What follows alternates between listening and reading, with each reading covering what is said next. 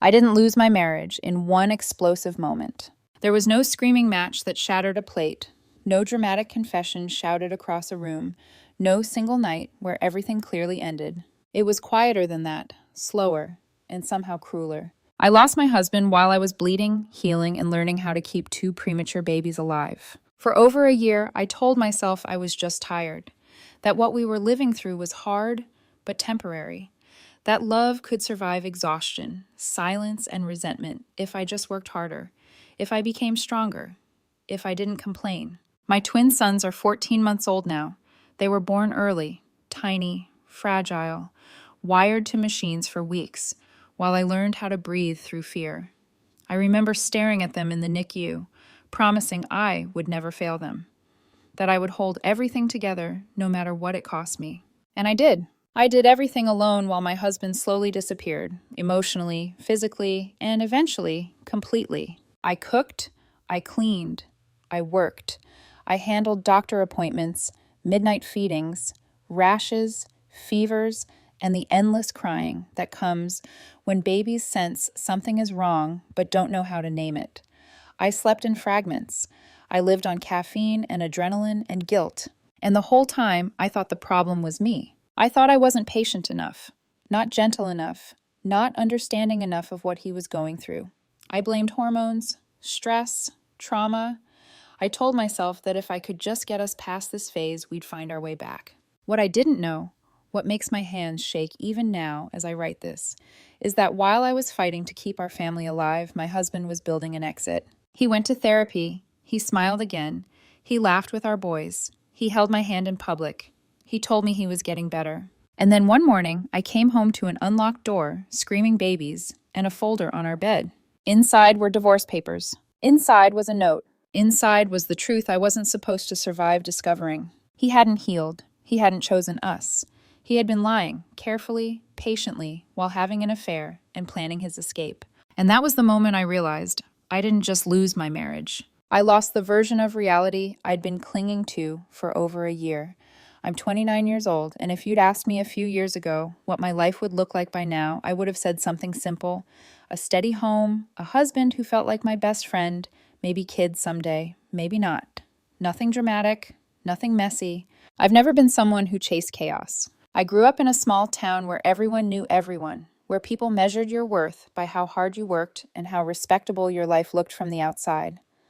I didn't have some grand childhood trauma that made me suspicious of love, but I also didn't grow up seeing many examples of couples who were truly happy. Most marriages around me were endurance tests. People stayed because that's what you did. So when I met Liam in 2018, it felt like I'd stumbled into something rare. He was 28 then, quiet in a way that made you lean closer, not bored. The kind of man who listened more than he spoke, and when he did speak, it was thoughtful. He wasn't flashy. He didn't love big crowds. But when we were alone, he'd make me laugh until my stomach hurt.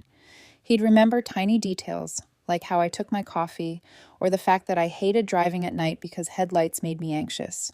We clicked in this calm, steady way. Early in our relationship, he told me something that should have been a bigger conversation than it was. He said he didn't want kids. Not maybe later, not I'm not sure. He was firm. He explained it like a life decision he'd already settled in his bones. He liked his freedom, his quiet, his control over his time. He said he'd had a hard childhood and didn't want to repeat patterns. He said he was using a copper IUD. Wait, I was the one using birth control, and I was honest. I'd never been desperate to be a mother either. I wasn't one of those women who had baby names picked out at 16. I liked kids, but I didn't feel incomplete without them. So I accepted it. I remember telling myself, love matters more than a checklist. When we married in 2022, it felt like we'd earned it. We weren't reckless. We weren't some whirlwind couple. We'd built routines, grocery runs on Sundays, cheap takeout on Fridays, watching the same dumb shows and laughing at the same jokes. He worked construction, long shifts, hard labor, the kind of job that makes your bones ache. I worked too, and we were careful with money. We weren't rich, but we were stable. But right after the wedding, the kids' conversation came back in a way I didn't expect. He told me he was going to make it permanent. He'd planned to get a vasectomy. He said it was the cleanest solution. No accidental pregnancies. No constant anxiety. And I want to be clear, he didn't say it cruelly. He said it like a responsible adult. But the reality was, he didn't have insurance through his job, and paying out of pocket wasn't something we could casually afford. So it became one of those we'll figure it out topics that got pushed to the side. Then, 4 months later, everything changed. One evening, we were folding laundry, and he said it almost casually, like he was testing the words in his mouth. "I've been thinking," he started. I actually might want kids. With you." I remember freezing with a towel in my hands. Because it wasn't just a new opinion. It was a new future. I asked him what changed. He shrugged, but his eyes looked strange, soft, almost scared. He said he'd been imagining a baby in our house, a family, a reason to build something bigger than just us. And I won't lie, something inside me warmed at the idea. The thought that maybe I wasn't just a temporary chapter to him, that he saw me as someone worth building a legacy with. So I agreed. Not because I'd begged, not because I'd forced him, because I trusted him, because he was my husband, and because, at that moment, I believed we were choosing the same life together. I had no idea that decision would become the weapon he'd later use to rewrite our entire history, turning me into the villain in his story. Looking back now, the cracks didn't start with the birth. They started with the waiting. When we decided to try for a baby, I thought it would be simple. That's how people talk about it, right? You stop preventing, you wait, you celebrate. Instead, what followed was a year of appointments, tests, hope, and loss that quietly rearranged something inside me. The first miscarriage happened early. So early that some people wouldn't even call it that. Just a late period, they said. But I knew. I felt the shift in my body before the blood came. I cried alone in the bathroom while the shower ran so he wouldn't hear me. He hugged me afterward, told me it was common, told me not to get attached too fast next time. The second miscarriage was worse. Far enough along that we'd allowed ourselves to imagine names. Far enough that I'd started touching my stomach without thinking. That loss hollowed me out in a way I didn't know how to explain. He was there, but distant. Like he didn't know what to do with my grief, so he kept it at arm's length. When I finally stayed pregnant with the twins, I was terrified instead of joyful. Every cramp made my heart race. Every doctor appointment felt like a test I was destined to fail. And then the sickness hit. Constant nausea, vomiting multiple times a day, exhaustion so deep it felt like gravity had doubled. I couldn't keep food down. I lost weight instead of gaining it. Some days, just walking from the bedroom to the couch felt like climbing a hill. But I didn't complain. I told myself this was the price of the choice we'd made.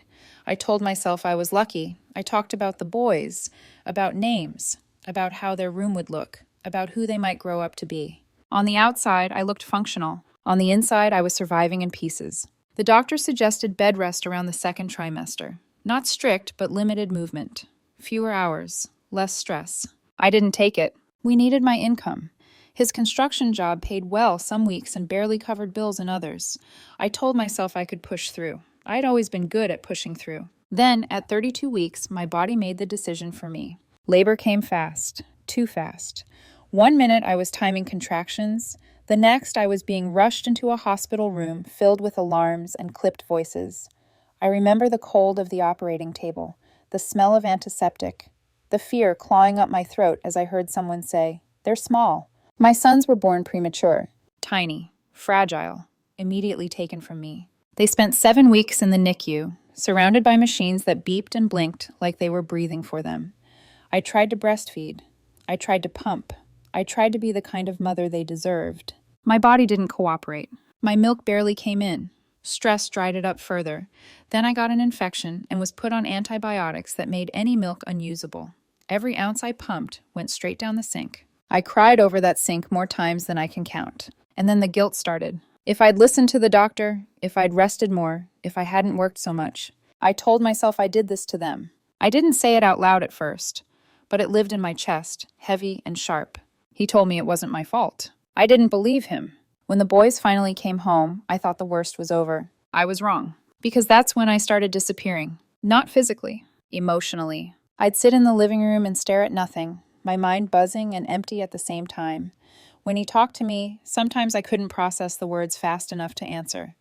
Other times, everything he said felt like an accusation, even when it wasn't. And he didn't know what he was watching happen. Neither did I. But something was already breaking, quietly. The moment everything truly shifted wasn't loud. It didn't come with shouting or slammed doors. It came with silence and the sound of my babies crying in their cribs, while I lay frozen in a dark bedroom, unable to make my body move. By the time the boys came home from the NICU, my husband took paternity leave. He stepped into survival mode immediately. Bottles, diapers, baths, appointments. He learned their schedules faster than I did. He moved with urgency and purpose while I moved like I was underwater. I told myself I just needed time. Then came the job. I had been hired for a new remote position during my pregnancy, something flexible, something I thought would help once the boys were home. 2 days before my start date, the company changed their policy. No remote work. Mandatory in-office attendance. The office was 2 hours away. I remember reading the email over and over, like maybe I was misunderstanding the words. My chest tightened until I couldn't breathe properly. When I told my husband, he tried to reassure me, said we'd figure something out. We didn't. They terminated my position. That was the day I stopped leaving the bedroom. I stayed in bed for 3 days straight, not sleeping, not resting, just lying there. The ceiling fan spun slowly above me, and I watched it like it was the only thing tethering me to reality. He took care of the boys while I disappeared. When his leave ended, reality crashed in. We couldn't afford childcare for twins on one income. That meant I had to stay home. And that's when things went from bad to unbearable. He worked 12-hour shifts in construction, left before sunrise, came home after dark, every day. I stayed home with the boys, and somehow still failed them. I fed them, but not always on time. I changed diapers, but sometimes too late. I held them, but felt disconnected, like I was babysitting someone else's children. When they cried, my nerves shattered instead of responding with instinct.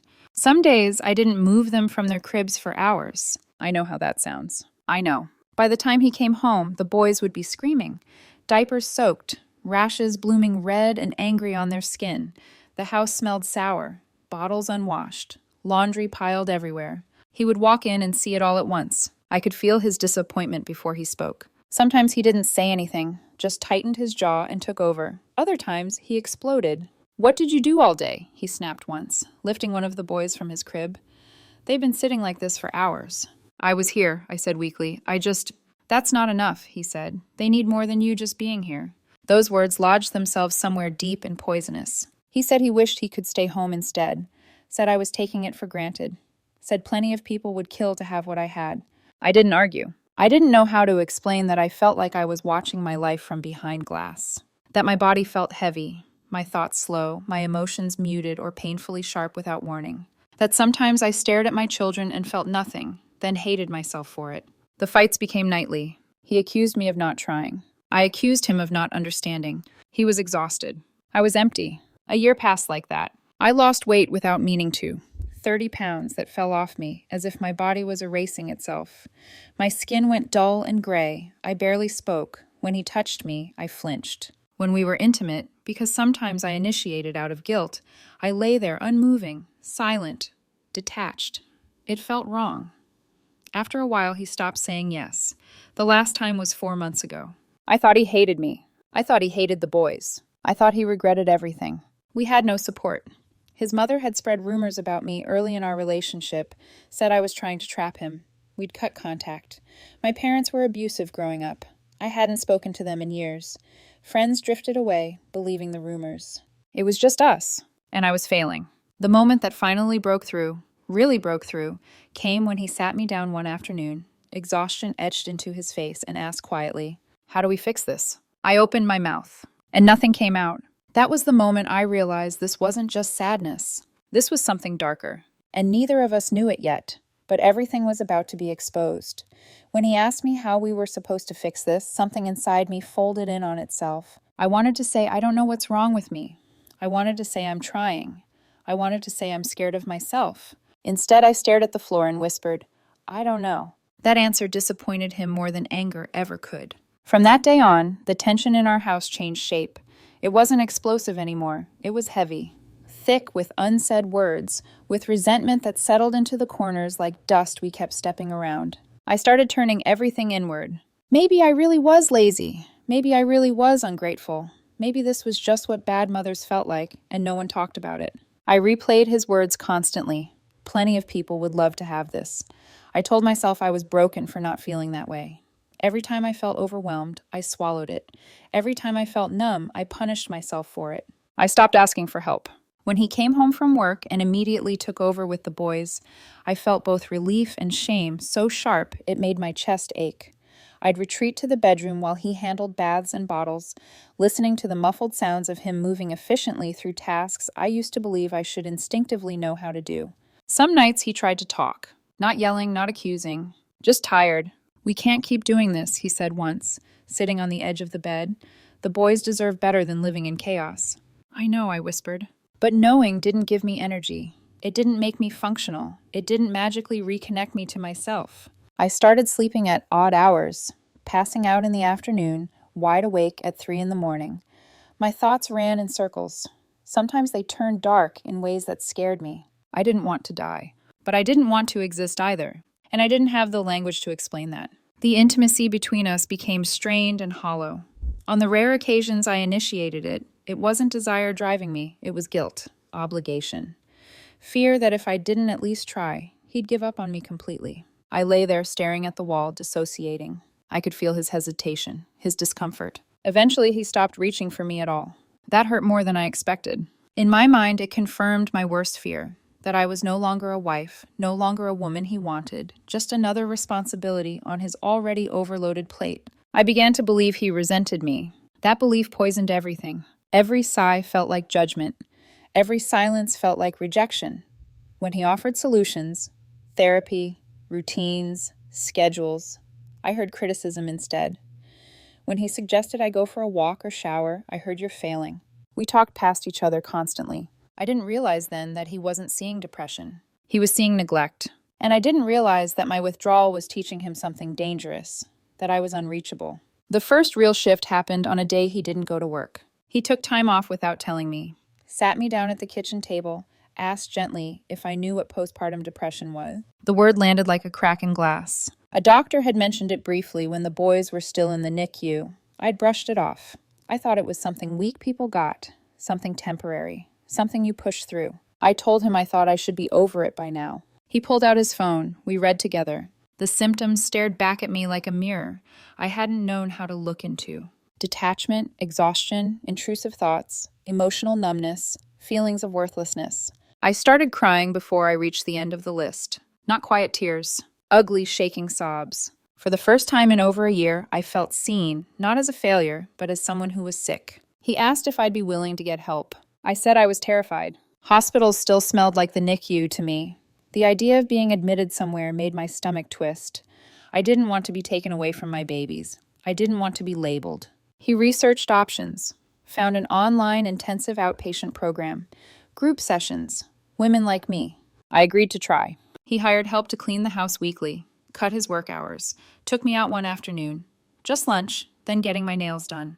I barely spoke, but I didn't resist. And then, 2 days later, something small happened. One of the boys laughed during a diaper change. Then the other joined in. And before I could stop myself, I laughed too.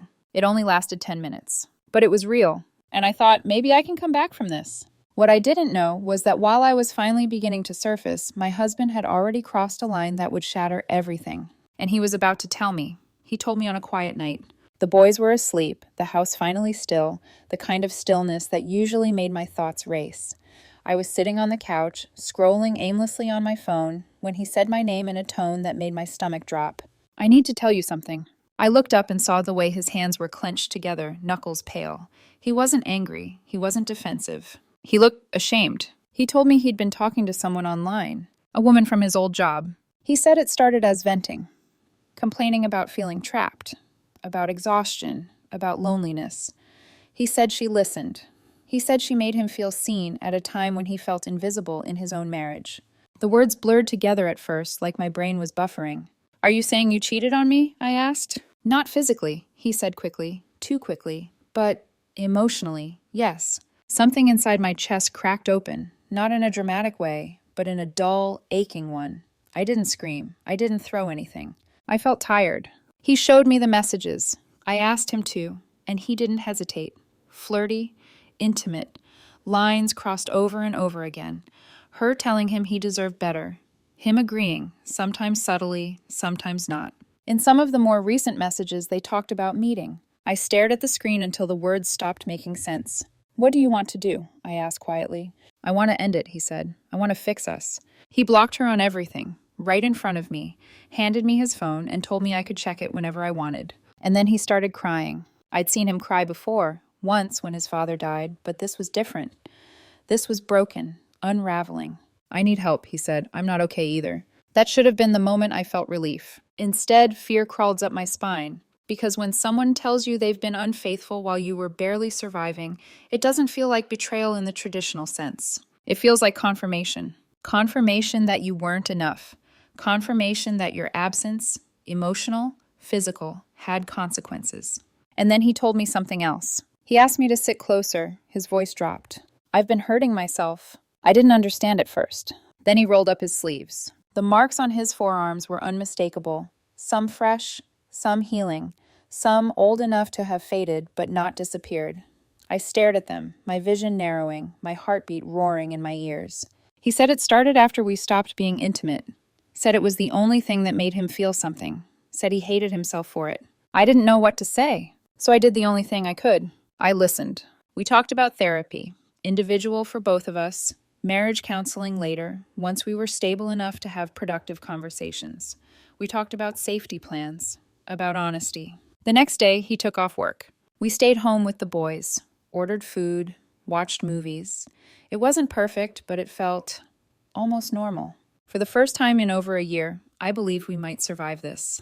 And that belief made what came next devastating in a way I still don't have words for. Because he didn't leave when things were bad. He left when they were getting better. Over the next few weeks, he seemed lighter, more engaged. He laughed with the boys, got down on the floor to play with them. He started talking about the future again. And then he started talking about moving. Out of Texas. Better schools, better opportunities, a fresh start. He did the research, found a realtor in Washington State, booked flights for me and the boys, took a full week off work, planned to show me the ocean, the Space Needle. I thought this was his way of recommitting, of choosing us. The morning of the flight, he left early for a short shift, kissed me and the boys goodbye, told me he'd be back by 11 so we could head to the airport together. The woman he'd hired to help clean the house was coming that morning. Everything felt hopeful. When he got home, the front door was unlocked. The boys were screaming. The cleaning woman was holding both of them, crying. And I was gone. My phone number disconnected. My side of the closet empty. A folder on the bed. Inside, divorce papers. Some already signed. On top, a note. I wrote that I was leaving him for the man I said I'd blocked. I wrote that I'd never actually been happy. I wrote that he'd forced me into motherhood, that I never wanted children, and that our entire life together was a lie. That part was the lie that hurt him most, because it wasn't true. But it was the story I needed to tell myself to justify what I was about to do. I asked for money, said I needed it to get started, for prescriptions, for food. He sent it. I didn't come back. And for the first time, the damage I'd been avoiding my entire life finally began to land on him, on our children, and eventually on me. The darkest part of this story isn't the night I left. It's what came after, when the adrenaline wore off, when the narrative I'd built to survive started collapsing under its own weight. For a while, I told myself I felt free. I told myself I had escaped a life that was suffocating me, that I'd been brave, that choosing myself meant cutting ties cleanly, even if it hurt. But freedom built on denial doesn't feel like freedom for long. I bounced between places at first, cheap motels, borrowed couches, nights spent in a car with someone who kept saying he was saving me. I avoided mirrors. I avoided quiet. Any moment where I wasn't distracted, the guilt rushed in like a tide. My body was still wrecked. My mind was still unstable. Therapy sessions from the outpatient program continued, but I attended them like someone going through the motions. Camera on, eyes hollow, saying the right things without actually being present. I didn't call my children. I told myself they were better off without me confusing them, that they were too young to remember, that calling would only make it harder for everyone. That lie rotted from the inside. Meanwhile, he moved. I knew because the lawyer told me. Washington State. A small house, daycare arranged, a job secured, a nanny hired. He did everything I said I wanted us to do, just without me. That should have been proof that I made the wrong choice. Instead, it triggered something ugly inside me. Anger. If he could do all this now, why couldn't he do it before? If he could manage alone, what did that say about me? Those thoughts twisted until they became accusations. I replayed the past and edited it in my favor. I told myself he'd pushed me, that he hadn't supported me enough, that he'd judged me instead of saving me. It was easier than facing the truth. I had abandoned my children during the most fragile time of their lives. 2 months passed. Then I snapped. I don't remember deciding to go to Washington. I remember waking up with a single, terrifying clarity. They're mine too. I borrowed a ride, packed what little I had. I didn't bring car seats, told myself I'd figure it out. That detail alone should tell you how unwell I was.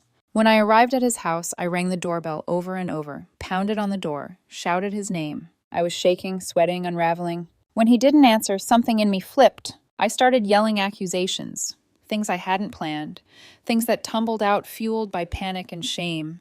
I told myself I was protecting my children. I told myself I had proof of things I couldn't even name. When he finally pulled up, the look on his face stopped me cold.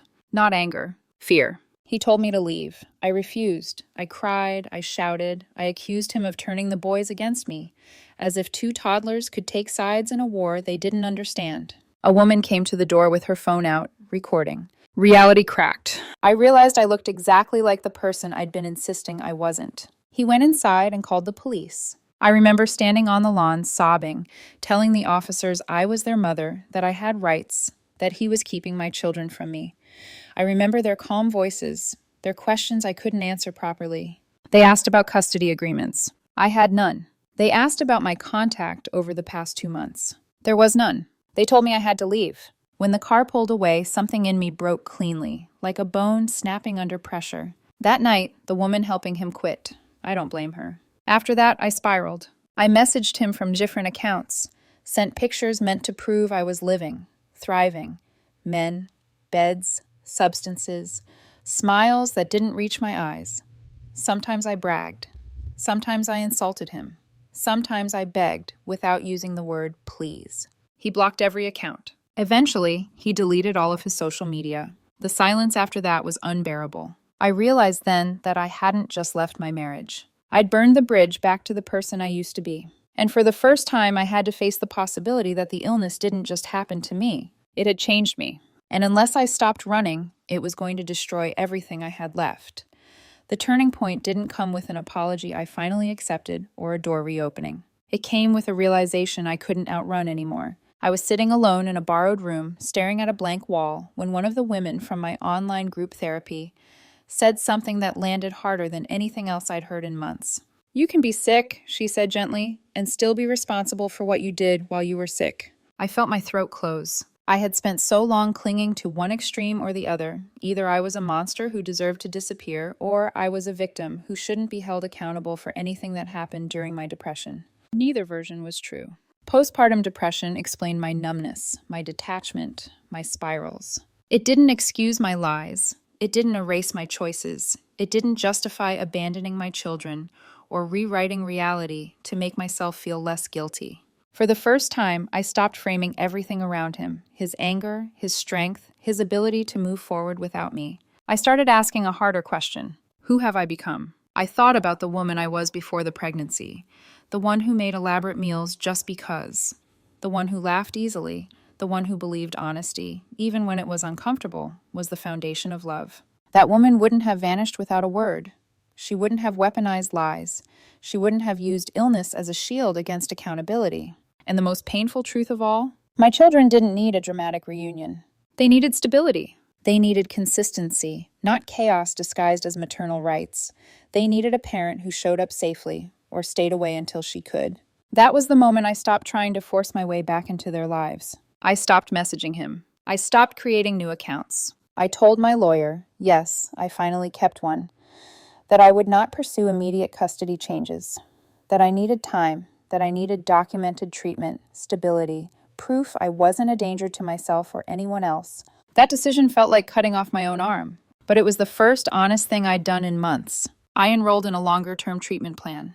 Individual therapy twice a week, psychiatric follow-ups, medication adjustments that finally started to lift the fog instead of flattening me. I stopped seeing the man I'd left with, not because he was cruel, but because he wasn't a solution. He was an escape, and I was done running. I wrote a letter to my husband, not to send, just to tell the truth. I wrote that I was sorry, not in the vague, self-protective way I'd used before, but in specifics.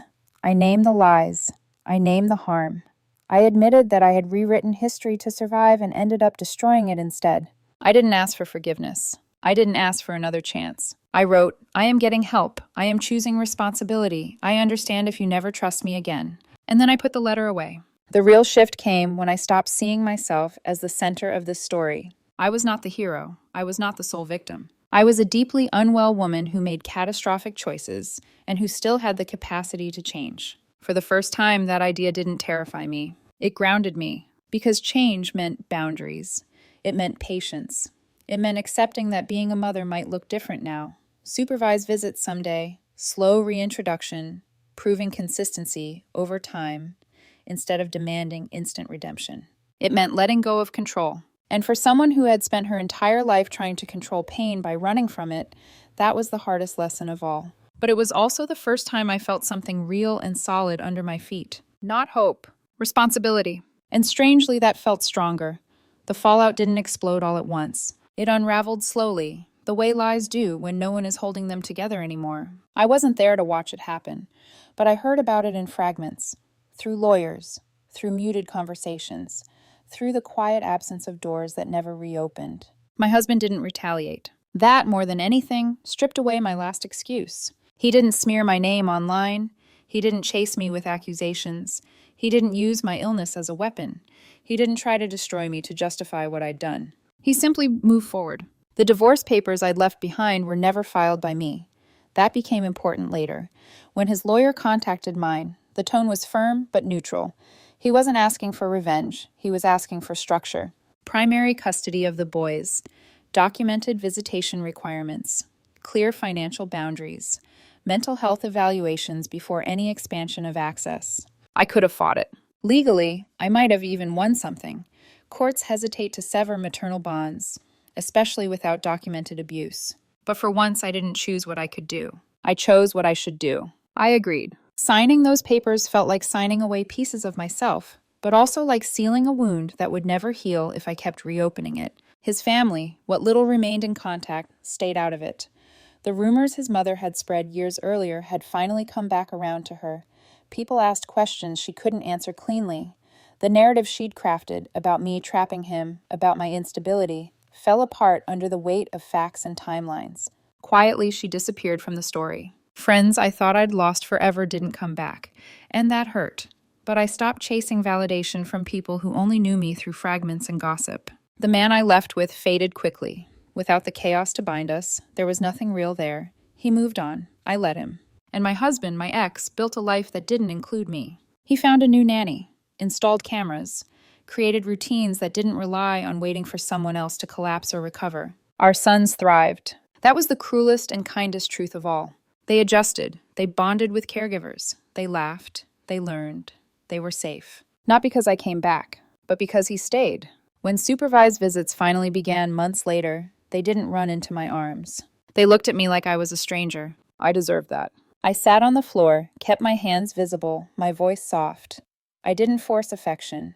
I didn't cry when they leaned toward the nanny instead of me. I reminded myself, this isn't about how I feel. Every visit was documented, every step forward measured. And slowly, painfully slowly, something shifted. A smile here, a laugh there, recognition blooming like something fragile but real. The power I'd tried to reclaim through confrontation and accusation returned only when I stopped demanding it. My ex never spoke badly about me to the boys. That mercy humbled me more than punishment ever could. I wanted to apologize to him 100 times. I didn't. Some apologies are about easing your own guilt. Some are about respecting the boundary the other person has set.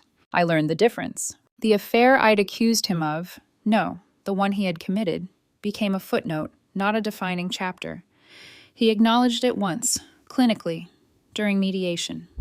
Took responsibility. Didn't minimize it. But it didn't absolve what I'd done. Two truths existed side by side, and I finally accepted that. My reputation didn't recover quickly.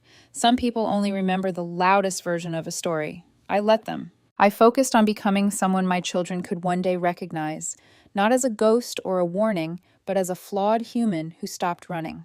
The fallout left scars everywhere. But it also cleared the smoke. And for the first time since the NICU, since the sickness, since the lies, I could see the shape of my life without distortion. It wasn't the life I'd planned, but it was honest. I don't tell this story to be forgiven. I tell it because silence is how this kind of damage repeats itself. Today, my life is smaller than the one I imagined, but it's real. I wake up early, I take my medication, I go to therapy even when I don't want to talk. I work a steady job. I live in an apartment that doesn't echo. I keep routines because routines keep me anchored. I see my sons on a schedule that took time, paperwork, and humility to earn. They don't call me mom easily yet, and that's okay. I've learned that love doesn't always look like closeness. Sometimes it looks like patience, like restraint, like choosing what's safest instead of what soothes your guilt. Their father and I don't speak much beyond logistics. When we do, it's respectful and brief. There's no warmth, but there is peace. And after everything, peace feels like a miracle. I used to believe that illness excused everything. Now I understand something more complicated and more important. Mental illness explains behavior. It does not erase responsibility. Postpartum depression nearly destroyed me. It hollowed me out, rewired my thinking, and blurred the line between fear and reality. It made me capable of choices I never believed I'd make. But recovery didn't begin when someone saved me. It began when I stopped lying to myself. When I accepted that healing meant accountability. That being a mother meant prioritizing stability over ego. That love doesn't demand access. It earns trust. If you're watching this and you're in the fog right now, if you feel detached, empty, scared of your own thoughts, please hear this. You are not weak for needing help. You are not broken beyond repair. But you are responsible for what you do next. Ask for help early. Tell the truth before silence turns into damage. Don't confuse escape with healing. And don't rewrite the past to survive the present. It will cost you more than you think. I don't know what my relationship with my children will look like years from now. But I know this. They will grow up knowing I chose honesty over denial, responsibility over control, healing over running. And that is the only legacy I have left to build.